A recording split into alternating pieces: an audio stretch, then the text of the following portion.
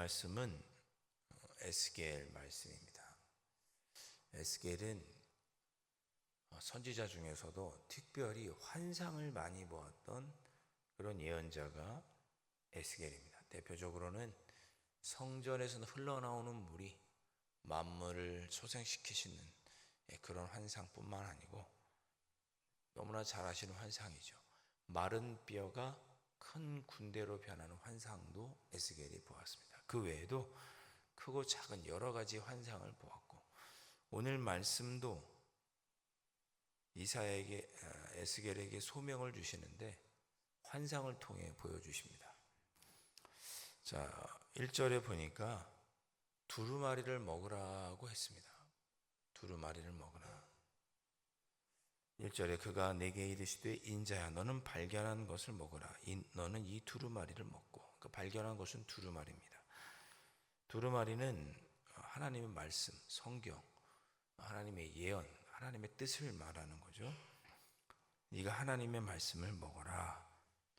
2절에 내가 입을 벌리니 그가 그 두루마리를 내게 먹이시며. 그래서 에스겔이 환상 중에 입을 벌렸더니 두루마리가 입 안으로 들어간 거죠. 3절에 내가 이르시되 인자야 내가 내게 주는 이 두루마리를 내 배에 넣으며 내 창자에 채우라 하시기에 내가 먹으니 그것이 내 입에서 달리가 꿀 같더라. 그래서 에스겔이 하나님의 말씀, 하나님의 뜻을 전파해야 되는, 하나님의 말씀을 전파해야 될 사명을 받았다는 것을 이렇게 표현하고 있습니다. 그 하나님께서 나에게 주신 사명, 하나님의 말씀, 이스라엘 백성들을 향하여 선포해야 할 그 하나님의 말씀이 꿀같이 달더라. 꿀같이 달더라. 그렇게 표현하고 있습니다. 하나님의 말씀은 달죠. 성인식이 되면 이스라엘 백성들은 하나님의 말씀이 꿀처럼 달다라는 것을 자녀들에게 가르치기 위해서 큰 과자에 꿀을 바르고 거기다가 하나님의 계명을 적는다고 하죠. 그리고 그걸 먹으라고 한답니다. 얘들아 하나님의 말씀을 이렇게 달단다. 어렸을 때부터 그렇게 가르쳐 주는 거죠. 그렇게 에스겔도 하나님의 주신 소명, 하나님의 뜻을 선포해야 되는 하나님의 그 두루마리, 하나님의 뜻이 담겨있는 그 두루마리를 먹었을 때 꿀같이 달았다라고 표현하고 있습니다. 네. 그러면서 하나님께서 사명을 주시는 거죠. 4절 그가 또 내게 이르시되 인자야 이스라엘 족속에게 가서 내 말을 그들에게 구하라. 이 달콤한 하나님의 말씀, 내가 너에게 내 입술에 준 이스라엘 백성에게 선포해야 할 그런 말을 내 입에 주었으니 인자야 에스겔아 이스라엘 족속에 가서 내 말을 구하라. 이렇게 말씀하시는 거죠. 예. 자, 5절부터 보면 참 재미있는 표현입니다. 너를 언어가 다르거나 말이 어려운 백성에게 보내는 것이 아니요. 예. 에스겔아 너 유대인 아니냐. 그러니까 유대인들에게 가서 네가 유대인으로서 유대인들에게 히브리 말을 하겠죠. 자기 나라 말을 하겠죠. 너를 언어가 다르거나 말이 어려운 백성에게 보내는 것이 아니요. 하나님께서 저에게 사명을 주실 때 저를 일본이나 미국이나 아프리카에 저와 언어가 다른 곳으로 보내는 것이 아니라 저와 언어가 똑같은 한국에 대한민국에 너를 보낸다. 그런 뜻입니다. 너를 언어가 다르거나 말이 어려운, 말이 다른 그런 지역에 보내는 것이 아니고 이스라엘 족속에게 보내는 것이라. 너랑 말이 똑같은 이스라엘 족속에게 보내는 것이라. 그러니까 제가 여러분에게 이렇게 우리나라 한글로 말하면 여러분 다 알아들으시잖아요. 그러니까 에스겔이 동족 이스라엘에게 가서 이스라엘 족속에 가서 이스라엘 사람들이 함께 쓰는 말, 히브리 말로 이야기를 하니 이스라엘 사람들이 못 들을 이유가 없죠. 다 듣죠. 제가 여러분에게 한글로 말하니까 다 들으시잖아요. 제가 무슨 스페인어로 말하는 것도 아니고 할 줄도 모릅니다만 6절에 그런 뜻입니다. 너를 언어가 다르거나 말이 어려워 언어가 다르거나 말이 다른 그래서 알아듣지 못할 그런 나라들에게 보내는 것이 아니라 똑같은 말을 하는 무슨 말을 해도 다 알아들을 수 있는 같은 말을 하는 이스라엘 족속에게 너를 보낸다. 그러니 에스겔이 이스라엘 백성들에게 하는 이야기를 이스라엘 백성들은 다 알아듣습니다. 제가 아무리 어려운 얘기를 여러분에게 말해도 한글로 말하면 다 알아들으시잖아요. 그런데 그렇게 하나님의 뜻을 이스라엘 백성들에게 전할 텐데 7절, 그러나 이스라엘 족속은 이마가 굳고, 이마가 굳다는 뜻은 의지가 굳다, 그런 뜻입니다. 의지가 굳었고 마음이 굳어서 내 말, 즉 하나님께서 에스겔에게 말하라고 하시는 그 말을 듣고자 아니할 것이다. 이는 내 말을 듣고자 아니합니다 라고 하나님께서 말씀하십니다. 그러니까 1절부터 6절까지는 하나님께서 에스겔에게 사명을 주신 거예요. 에스겔아, 가서 나의 뜻을 전해라.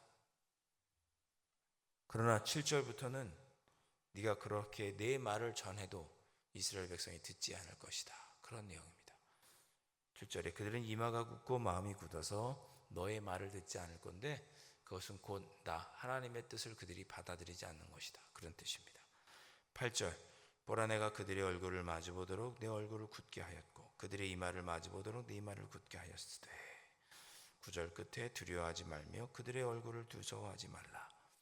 그들이 네가 말하는 것을 듣지 않는다고 해서 두려워하거나 그들의 얼굴을 보기를 무서워하지 말라, 이렇게 권면합니다.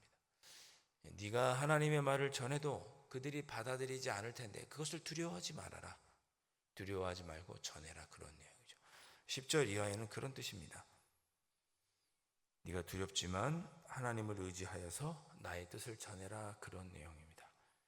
10절에 또 내게 이르시되 인자야, 내가 내게 이를 모든 말을 너는 마음으로 받으며 귀로 듣고, 내가 너에게 전할 말을 줄 텐데 다 마음으로 받고 귀로 들어라.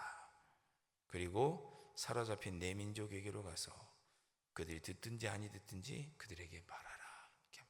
그들이 안 듣더라도 에스겔아, 가서 너는 전해라, 그런 뜻입니다. 여기 사로잡힌 내 민족에게로 가라 그랬으니 바로 이스라엘 백성들이 바벨론 포로로 끌려가 있을 때 바벨론 포로들을 향하여 내 동족 이스라엘 유다 민족을 향하여 하나님의 뜻을 전해라, 그런 뜻입니다. 듣지 않더라도 너는 말해라. 그들을 무서워하지 말고 말해라. 내가 너 입에 넣어준 하나님의 뜻은 꿀처럼 다니. 비록 그들이 너의 말을 듣지 않는다고 해도 너는 전해라. 12절에 내가 내 뒤에서 크게 울리는 소리를 들으니 찬송할지어다. 여호와의 영광이 그의 젖으로부터 나오는도다 하니. 그렇게 말씀하시는 하나님의 영광스러운 음성을 에스겔이 듣는 거죠. 마치 큰 날개가 서로 부딪히는 소리, 바퀴 같은 소리, 이런 걸 듣는 거예요. 환상으로, 환청으로 듣는 거죠. 14절에 하나님께서 에스겔의 그런 마음을 위로해 주시는 거죠.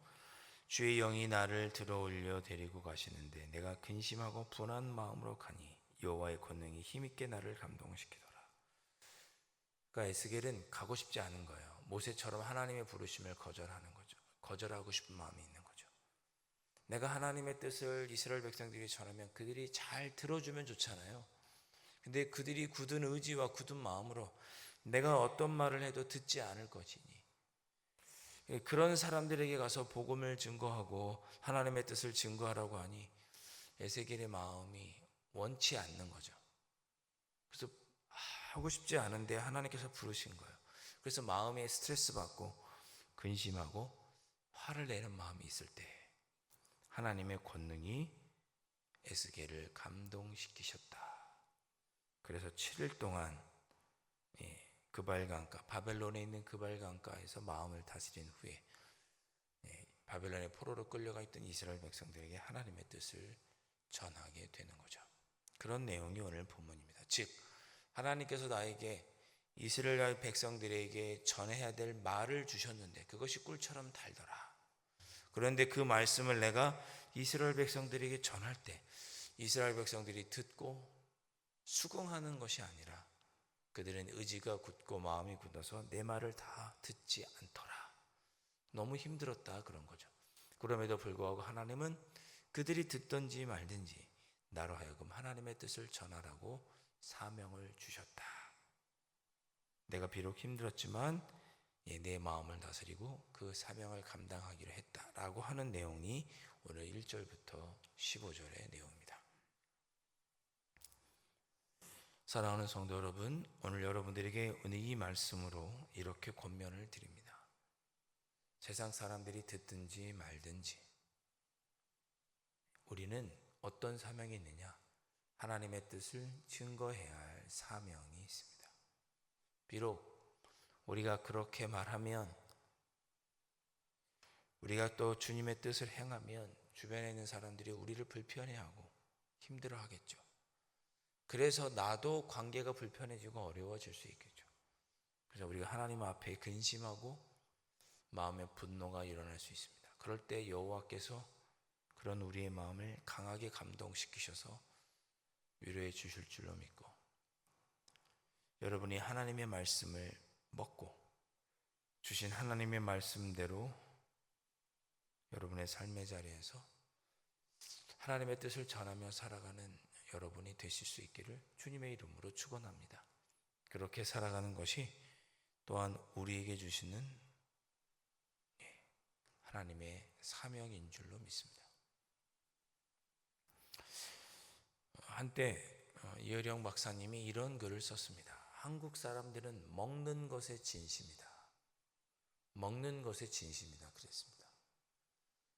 서방 외국 사람들은 인사할 때 굿모닝, 좋은 아침이에요, 좋은 하루 되세요, have a nice day 인사하죠. 근데 우리는 뭐라고 인사해요? 밥 먹으셨어요? 식사하셨어요? 먹는 거에 진심이라고 표현을 했습니다. 뭐든지 먹는 거로 표현하죠. 나이를 먹는다 그러죠. 늙는다고 표현하고 나이를 먹는다. 욕도 먹는다. 마음을 먹는다. 생각을 고쳐 먹는다. 다 먹는다고 표현합니다. 심지어 인생을 살아가는 것도 그 감정을 먹는 것으로 표현합니다. 살맛 난다. 죽을 맛 난다. 인생을 살아가는 것도 먹는다고 표현하죠. 심지어 어떤 분은 엄마나 챔피언 먹었어 그렇죠. 인생의 성공을 하는 것도 먹었다고 표현을 합니다. 사람의 성격도 먹는 걸로 표현하죠. 어우 싱거운 놈, 짠돌이. 먹는 거로 표현하는 나라가 우리나라라는 이야기를 했습니다. 그리스도인들은 하나님의 말씀을 잘 먹는 사람이어야 합니다. 저와 여러분은 하나님의 말씀을 잘 먹고 꿀처럼 단 하나님의 말씀을 잘 먹고, 그리고 그걸 누가 듣든지 듣지 않든지 하나님의 말씀을 우리의 입술로 우리의 삶으로 증거하며 살아야 되는 책임이 우리에게 있습니다. 이 한 주간 또 새롭게 시작하시면서 하나님, 제가 하나님의 말씀을 잘 먹고 내 삶 속에서 내 입술로 내 행동으로 하나님의 말씀을 증거하며 살아가는 그런 사명을, 그런 그리스도인의 사명을 잘 살아갈 수 있도록 성령 하나님 도와주시고 인도하여 주옵소서. 이 새벽에 그렇게 기도하고 이 한 주간을 살아가실 수 있기를 주님의 이름으로 축원드립니다.